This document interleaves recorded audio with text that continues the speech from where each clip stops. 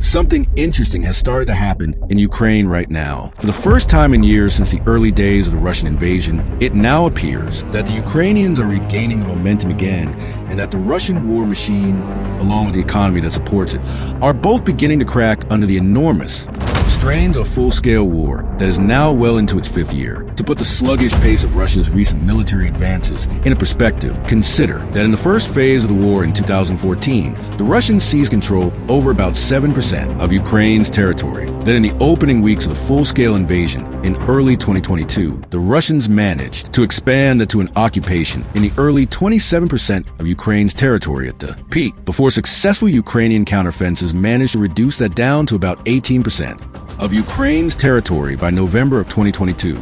Over the past 3.5 years of brutal, grinding, attritional warfare since that time, the Russians have only managed to seize control over another 1.5% of Ukraine territory and have paid an almost incalculable price in blood to do so. More than 1 million Russian soldiers have been killed or wounded just in order to conquer the sector of 1.5% of Ukraine's land during these past 3.5 years. To put this in perspective for my fellow Americans, the Russians have spent 3.5 years and have paid more than 1 million casualties just in order to conquer an area of land that is smaller than Los Angeles County in Southern California.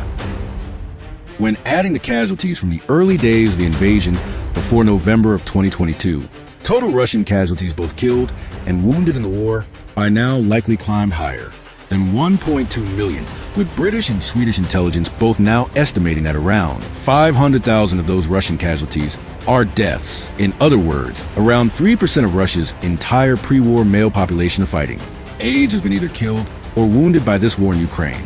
An utterly devastating statistic for any society that seems like it should belong in the 20th century rather than in the 21st. And the pace of Russia's casualties have only been increasing since the start of 2026.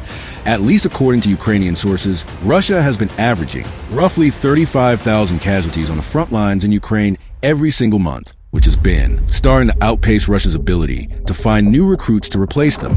This is a massive game change in the war if it's true. As throughout 2024 and most of 2025, Russia was still able to recruit more men for the war than it was losing. Russia was able to do this by offering up huge financial incentives for enlisting, which has been particularly attractive in Russia's less developed poor rural regions. Soldiers enlisting could earn up to 7 or 8 times the median annual Russian wage during just 1 year of service on the front, on top of generous debt forgiveness for e-college tuition and even free land handouts.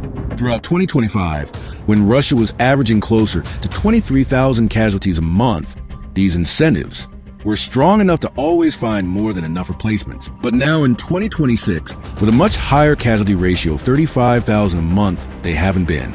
At first time in this war, Russia is failing to replace all of their losses in manpower. Ukraine's manpower losses have been numerically smaller, but even more catastrophic as a demographic percentage. The Center for Strategic and International Studies believes the Ukrainian casualties, both killed and wounded throughout the war, now number somewhere around 600,000. This is only about half of the total casualties suffered by the Russians, but it also represents nearly 7% of Ukraine's entire pre-war fighting age male population that have been killed or wounded, compared to Russia's 3%. This, in a nutshell, has been the brutal logic of Russia's attritional warfare strategy that they adopted against Ukraine in November of 2022. Russia's larger manpower and resources in Russia could pay much higher casualties than, in numerical sense, while Ukraine was slowly ground down by much higher demographic damage. Russia's bet was that eventually the higher demographic damage that was being inflicted upon Ukraine through the style of attritional warfare would cause them to break first and result in a rapid collapse of the frontline solid ones, which is why Russia's felt comfortable with their ability to afford paying numerically higher casualty rates until that. But the problem for the Kremlin is that the longer this war continues going on and the longer that Ukraine stubbornly holds out, the more damage it's still causing to Russia, too, for an increasingly impatient population that has been repeatedly promised a quick and decisive victory. In January of 2026, what was initially envisioned as being simply a 3-day special military Operation passed an ominous milestone, the 1,418-day mark, exceeding the length of the Soviet Union's entire war against Nazi Germany. And if Russia is to achieve even its most minimum of objectives during this war, it is likely to last for many years longer still. If Russia is able to maintain the same pace of advance that achieved in 2024 and 2025, they will still not be capable of completing the conquest of the rest of the eastern Donbass region for another 2 or 3 years, pushing the war well into 2028 to even 2029. Full control over the entire Donbass region is the top priority war objective of the Kremlins that they have never been willing to compromise on, and Putin has ordered the Russian military to finish it by the end of this year, in 2026. In order to do so, the Russian military will have to begin advancing much more rapidly than they were able to do in 2024 and 2025, but it is significantly more heavily defended and reinforced urban Ukrainian defenses. And worse for the Kremlin, since April of this year, the Russians have actually started losing ground in the war for the first time in years. In April, the Russians suffered a net loss of 116 square kilometers of territory to Ukraine, marking the first monthly net territorial loss that the Kremlin's forces have suffered in Ukraine since a major Ukrainian counteroffensive 3 years previously in 2023. The Russians have lost even further ground in May, and the comparisons with their military performance in 2025 are striking. According to the Institute for the Study of War, Russian forces seized control of a roughly 516 square kilometers of territory in Ukraine between December 2024 and May 2025. People over the same period this year, they managed to lose 280 square kilometers. Russia advances nearly everywhere along the front line of ground to a virtual halt over these past couple of months. And so the idea that Russia could take over the entire Donbass in this environment by 2028, let alone by the end of 2026, is ordered by Putin seems very far-fetched. So why is this happening now? Why is Russia's army seemingly running out of steam and beginning to lose ground? And how much weaker is Russia than they actually seem to appear? First, Russia's economy is probably not doing as well as official Russian government data would suggest. The Russian government claims that the country's GDP expanded by about 13% in the years between 2020 and 2024, despite the war. However, in a recent op-ed that was published in the New York Times by the foreign minister of Sweden, Maria Mulder Stendegaard, she wrote that a Swedish government analysis of the change in Russia's nighttime luminosity suggested that the Russian economy actually contracted by 8% during that time span instead. She also pointed out that while Russia's official inflation figure in 2024 was only 10%, the Russian central bank still hiked their interest rates to 21% the same year as well, suggesting that the inflation problem in Russia is significantly worse than the official figures would imply. Shortly in mid-2026, Russia claims that inflation figure is only 5.2%. But Sweden's military intelligence chief has estimated that in reality, it's closer to 15%, 3 times higher than the officially reported figure. If that's accurate, then Russia's current capacity for military spending is much weaker than it actually appears, and these inflationary demons in Russia aren't likely to go away anytime soon.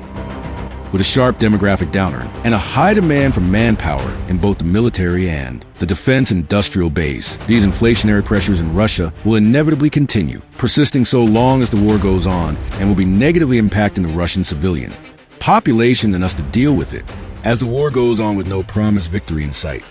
The casualties piling up, the inflation persisting, and state repression intensifying through increased internet and media censorship.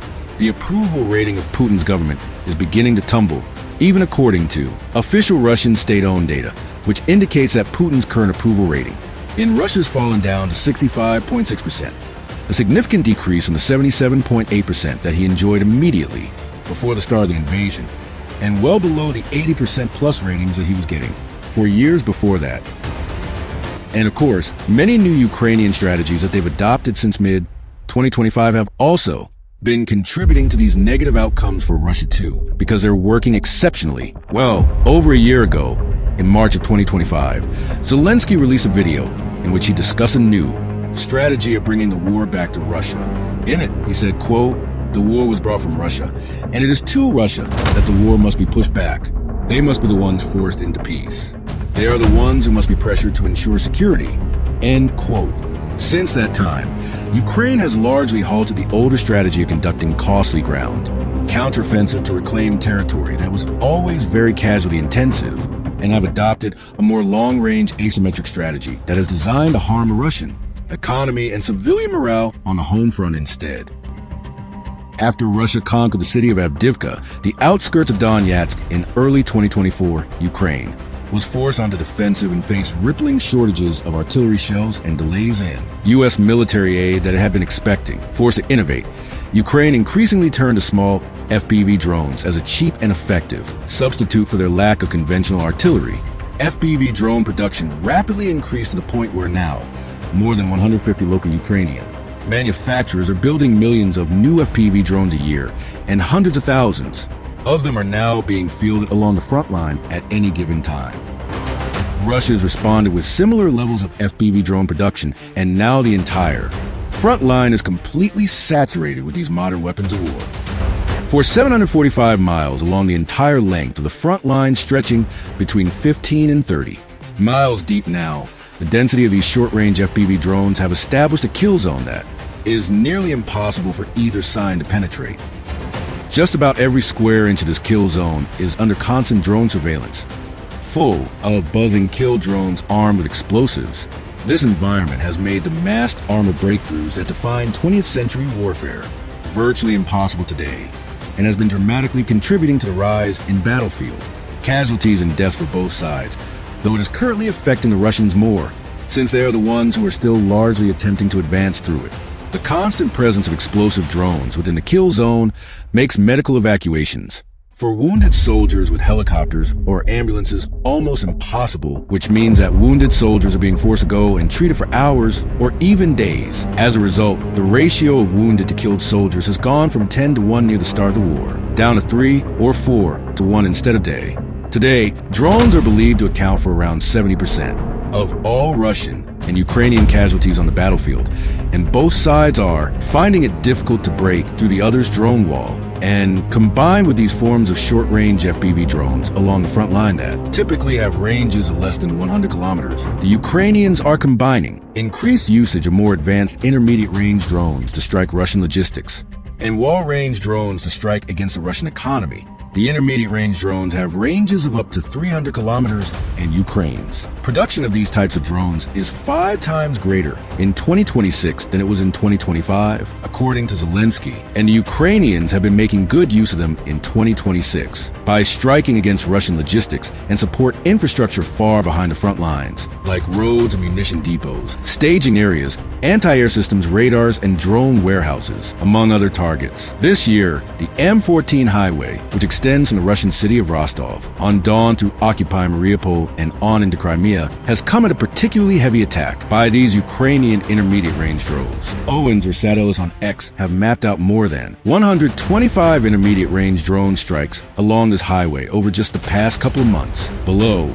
which have destroyed dozens and dozens of Russian trucks transporting ammunition, fuel spare parts, and reinforcements to the front line. All of this is hindering Russia's ability to adequately resupply their own front lines, while some Russian military bloggers, like Vladimir Romanov, have even claimed that they are contributing a few shortages in Crimean cities like Sevastopol, building anti-drone countermeasures along highways like this, like drone nets, takes precious time to do, while Russian logistics can't simply just stop. On the 27th of May, Ukraine's 412th Nemesis Brigade reported that these intermediate strikes have already forced Russia into restricting heavy military traffic along sections of the R-280 corridor that links the occupying cities of Mariupol and Crimea, which is undermining Russia's ability to resupply its entire southern front. And then, on top of these intermediate and short-range drone strikes that are impairing Russian logistics and combat operations, the Ukrainians are increasingly using long-range drone and missile strikes to impair the Russian economy that funds the war effort as well, with ranges punching as deep as 1,750 kilometers into Russia proper. These long-range Ukrainian strikes are now penetrating 2.5 times as far as they were when the war started 4 years ago. There are many places that Ukraine has been targeting with these long-range strikes, but they've particularly been striking Russia's oil and gas infrastructure and maritime ports in a calculated effort to even as much of Russia's oil and gas revenue streams as possible. After the U.S. and Israel launched a war against Iran in 2026, and Iran being blocking the Strait of Hormuz, the global price of oil skyrocketed. which led to widespread expectations that Russia, who was among the world's largest producers and exporters of oil, would reap a huge windfall that would help fund its military. However, just across April and May of this year, the Ukrainians managed to strike at least 20 Russian oil refineries and export terminals with these kind of long-range strikes. Most dramatic of all was in April, when long-range Ukrainian drones managed to strike the Tops oil refinery at export terminal on Russia's Black Sea coast. The attack caused a massive oil spill that contaminated at least 50 kilometers of the Russian coast. Thick black smoke from the fire stretched all the way down south to the resort town of Sochi that was even visible to airline passengers, while rain saturated with oil and soot fell around the city and contaminated its soil. Ukraine has been able to conduct strikes virtually all across western Russia this year, from St. Petersburg to Moscow to the Caucasus, and nearly as far east as the Urals. And as a result of all of this, Bloomberg has reported that Russia's seaborne oil exports fell by roughly 300,000 barrels per day in March, while the average output of all Russian oil. Refineries fell to 4.69 million barrels per day total in April, which is ominously the lowest amount of oil production that Russia has managed since December of 2009. Russia's much anticipated windfall from the spike in oil prices that was caused by the Iran war so far has also been heavily countered by these concentrated long-range Ukrainian attacks, which by proxy has negatively affected Russia's ability to continue paying for the war.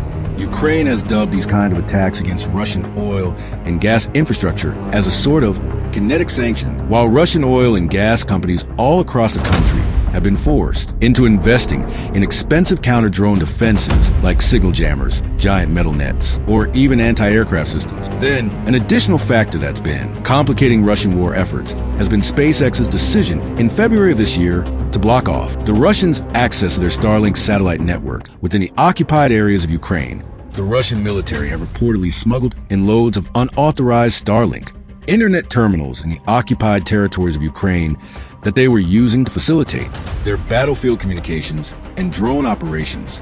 The Ukrainian government worked together with SpaceX to get all of these unauthorized Starlink terminals deactivated, which has only added on even further pressure on the Russians. First, training their battlefield communications and forcing Russian drone operators to switch back to using more visible antennas again. The Ukrainian counter-drone operators can more easily spawn and destroy. And then, there's a Russian government's own throttling of the Telegram messenger app as well. For those of you who might not know, Telegram is the most popular messenger app of choice across most of the former Soviet bloc countries like Russia, Ukraine, and Belarus. However, Russia began partially throttling and blocking Telegram in May of 2025, and since April of 2026, they've been largely blocking it completely. Russian government has claimed that the block of Telegram is necessary to prevent Ukrainian drones from accessing local mobile networks. But it is also conveniently for them shut down protest groups' ability to effectively organize, and it is forcing Russian civilians to adopt state-controlled alternatives where their communications can be more effectively monitored instead, since Russian soldiers and officers have also been heavily relying upon Telegram for their own battlefield communications and logistics coordination. The bloc has also frustrated them even further on top of the Starlink ban and the Ukrainian drone strikes. And then in April, Hungary's longtime authoritarian Prime Minister Viktor Orban lost his re-election bid at a landslide defeat to his rival, Peter Major. This was critical for Ukraine because for months, Orban's government was vetoing and blocking a €90 billion loan package to Ukraine that the rest of the EU was attempting to pass. With Orban's decisive defeat in the election, his incoming replacement, Peter Major, has promised that he will immediately remove Hungary's veto on the loan package, which means the Ukraine will be receiving a €90 billion loan ejection from the EU to continue staying in the fight for longer. The loan is also interest-free for Ukraine, while Brussels believes that the entire principal amount will eventually be fully repaid back to them through reparation payments from Russia. Meanwhile, Ukraine is also solidifying their defense relationships with the Western world as well, which is, in a sense, ensuring continued Western support for their cause even in the absence of formal defense agreements. Germany and Ukraine have signed a deal to jointly produce thousands of AI-enabled intermediate-range drones in a factory in Bavaria. The UK is jointly producing common drones with Ukraine and Suffolk, and Denmark is jointly producing rocket fuel with Ukraine and Jopland. Most notably of all, after Iranian drones embarrassed American anti-air defenses in the Persian Gulf when they destroyed more than $1.3 billion in U.S. military hardware for just the price of a few Toyota Corollas, the U.S. decided to bring in 201 Ukrainian anti-drone specialists of Saudi Arabia to help us shooting them down. The more that Ukraine innovates in the war against Russia, the more experience and technology they'll have to share with the rest of the world for the wars of tomorrow. And that alone is making it far less likely that Ukraine's allies will ever abandon them altogether. Ukraine's strategies are starting to work in 2026. The time of battle is tangibly beginning to shift, and Russia is running out of good options for accomplishing even their most minimum of objectives in the war, like finalizing the occupation of the Donbass region by the end of this year. Because of all of these setbacks the Ukrainians have managed to inflict on the Russians this year, Putin is likely going to be left with only two highly unpalatable choices. He could settle for an attempt at a ceasefire roughly along the current front lines and abandon the stated objective of securing the entire Donbass. But Ukraine might not be willing to entertain that if they're the ones continuing to gain more momentum, while hardline Russians who expect a victory in the war would likely be outraged at the sense of betrayal and half measures. On the other hand, Putin can also still choose to escalate the war further by ordering up another general mobilization round that could forcibly deploy another 200,000 more Russian soldiers to the front lines. But doing that would be extremely politically risky for the Kremlin, especially as Putin's own polling numbers have been significantly declining this year. The last and so far only time that Putin has ordered a general mobilization during this war was back in September of 2022 for 300,000 men in the early days of the invasion, and it led to more than 1 million Russian men of fighting age fleeing the country to avoid service and was hugely unpopular, with the Russian economy showing huge signs of stress that the government is not publicly acknowledging. With the war already in its 5th year, that has already been Russia's bloodiest conflict since the Second World War, with internet censorship and Ukrainian drone strikes across the country both increasing, with the army stalled out on the front lines with a prior history of military mutinies like the Great Fagner Group rebellion over the summer of 2023. And with Putin's own popularity in Russia already at a historic low point, would Putin actually risk it all on another mobilization in order to try and finish the occupation of the Donbass? Or will you attempt to settle for some kind of a ceasefire? Time will tell, but for now, 2026 is increasingly looking like it'll be Ukraine's year. Ultimately, though, figuring out and solving the geopolitical crisis in Ukraine will likely be as difficult going forward. Thank you so much for watching.